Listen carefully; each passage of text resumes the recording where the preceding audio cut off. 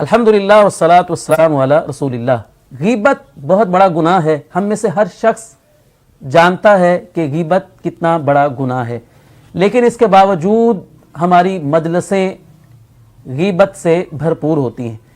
तो अगर हम चाहते हैं कि गीबत से हमारी जान छूट जाए तो इसके लिए हमें 5 काम करने चाहिए। पहला काम, गीबत की जो संगीनी है किताब व सुन्नत में बयान हुई है वो अपने जहन में रखें। अल्लाह सुब्हानहू व तआला ने कुरान मजीद में गीबत करने वाले को अपने मुर्दा भाई का गोश्त खाने से तशबीह दी है। यानी जिस तरह हमें इस बात से नफरत है कि हमारे सामने हमारे मरे हुए भाई का गोश्त पड़ा हो और हम उसको खा रहे हों, यानी ये चीज सोच कर ही हमें कराहत महसूस होने लगती है। तो जितनी नफरत हमें इस चीज से है कि हम अपने मुर्दा भाई का गोश्त खाएं, इतनी ही ज्यादा नफरत हमें गीबत से होनी चाहिए।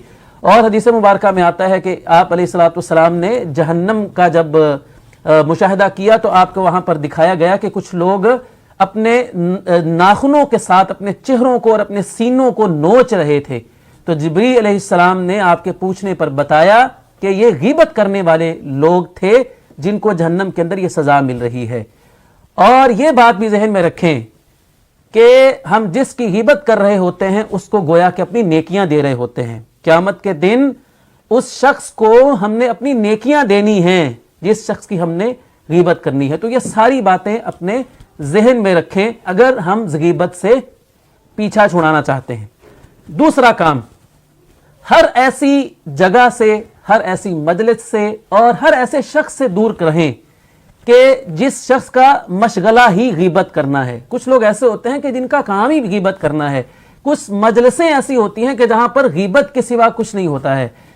ऐसे प्लेटफॉर्म्स होते हैं जहां पर कसरत के साथ गीबत की जाती है। तो हमें ऐसी जगहों से, ऐसे लोगों से, ऐसे हर प्लेटफॉर्म से खुद को दूर रखना है अगर हम गीबत से पीछा छुड़ाना चाहते हैं। तीसरा काम हमने ये करना है कि अगर हमारे सामने कोई शख्स गीबत करता है तो हमें ना सिर्फ ये कि उसको रोकना है गीबत करने से, बल्कि उसको ये रियलाइज कराना है कि भाई कोई और बात करो। यानी उसको ये बताना है कि मुझे तुम्हारी गीबत के सुनने में कोई दिलचस्पी नहीं है। होता ये है कि जब हमारे सामने कोई गीबत कर रहा होता है तो हम बड़ी दिलचस्पी के साथ बड़े मजे ले लेकर उसको सुन रहे होते हैं और दूसरा भी फिर उसको सुनाता है, मुबालगा कर करके उसको सुनाता है। तो जब हम उसको ये बताएंगे कि भाई मुझे तुम्हारी इस बात में कोई दिलचस्पी नहीं है, कोई और बात करो, तो इंशाअल्लाह वो गीबत से बाज आ जाएगा, वो गीबत भी नहीं करेगा और हमें सुनने का गुनाह भी नहीं मिलेगा। जब हम सुनेंगे नहीं तो वो करेगा भी नहीं। चौथा काम यह है कि अगर हम गीबत से बचना चाहते हैं तो हमें यह तय कर लेना है उन दोस्तों के साथ जिनके साथ हमारा अक्सर उठना बैठना है, उनके साथ हमने ये फैसला कर लेना है, तय कर लेना है कि भाई हमने कभी किसी की गीबत नहीं करनी है। अगर मेरी तरफ से गीबत होने लगे तो तुमने मुझे रोकना है, अगर तुम गीबत करोगे तो मैं तुझे रोकूंगा। इस तरह आपस में एक दूसरे की मदद करके, ताउन करके हम एक दूसरे को गीबत से रोकेंगे। पांचवा और आखिरी तरीका गीबत से बचने का यह है कि हम खामोश रहने की आदत डालें।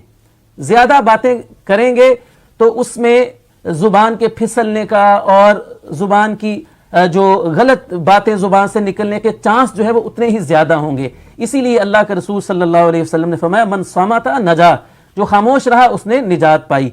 तो ये 5 चीजों को अगर हम अपना लें तो अल्लाह से उम्मीद की जा सकती है कि हम इंशाअल्लाह जरूर गीबत से पीछा छुड़ाने में कामयाब हो जाएंगे।